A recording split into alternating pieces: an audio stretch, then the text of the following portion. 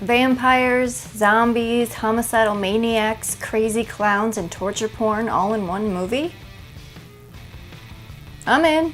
A dozen horror movies between us and actually surviving this mess. We need to come up with a plan.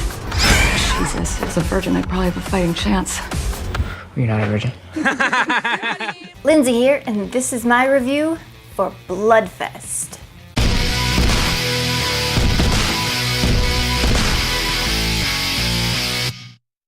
I went and saw the latest film from the folks over at Rooster Teeth. This is their third film. I have not seen the other two, but my local theater was doing a special screening as a Fathom special event, so I decided to go.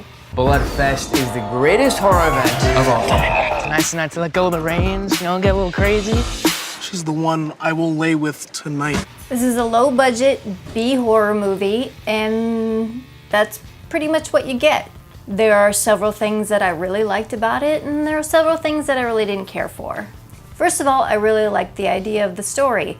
There's this huge horror celebration going on, and it's on this huge property, and there's little sections devoted to each kind of horror movie.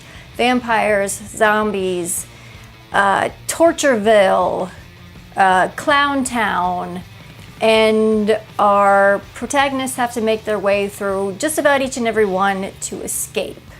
Because when they get to Bloodfest, they realize, no, this isn't just a place to get together with other people who love horror. This is a massacre, and the guy who put it on only put it on so that he could kill everyone inside in horrible and disgusting ways and make a movie out of it. Walsh made everything real, the monsters, everything. Pretty interesting idea.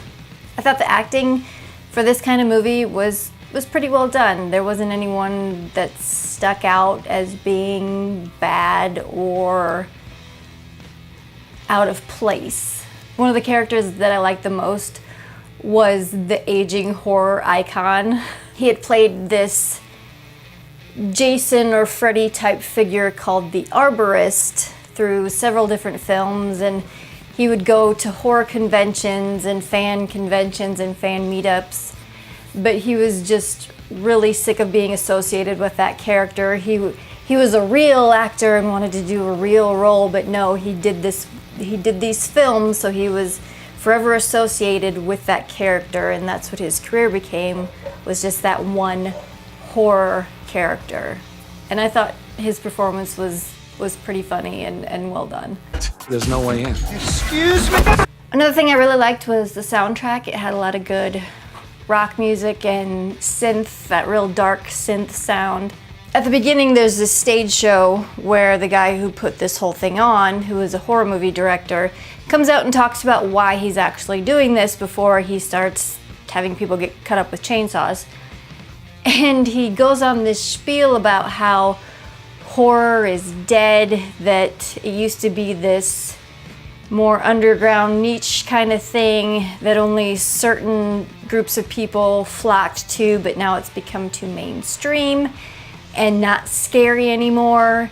And so his motivations for doing this whole thing is to kind of revitalize horror and make it scary and real again.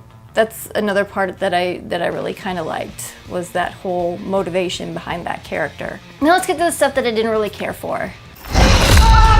For a majority of the film itself looked okay and looked like a horror movie, but there were many times where it was so dark I had no idea what was going on. I couldn't tell this character from that character. And also, it was so dark that you couldn't see the gore very well. You could tell that there was blood, but there was no detail to the gore.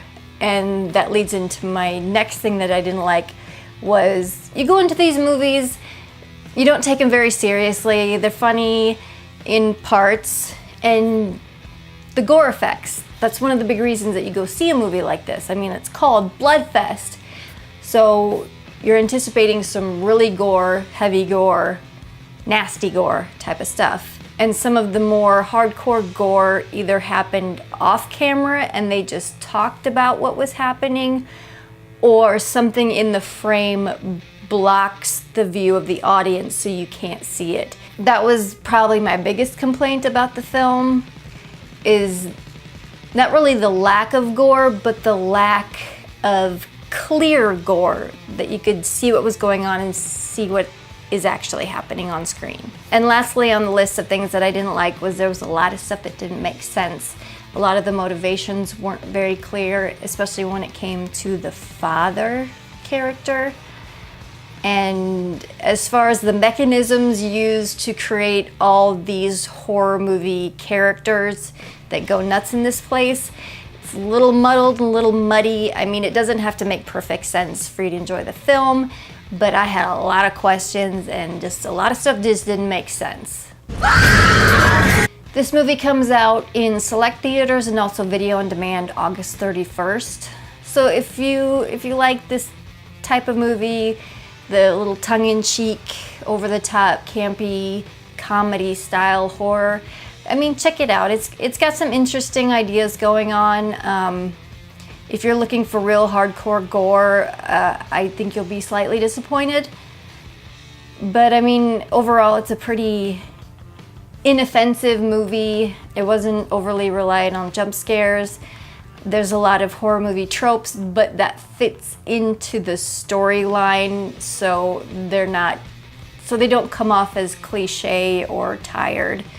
They're part of the rules of the film. Check this one out when it becomes available so you can decide for yourself if you agree with me or disagree with me. That's gonna do it for this review. I'll check you later.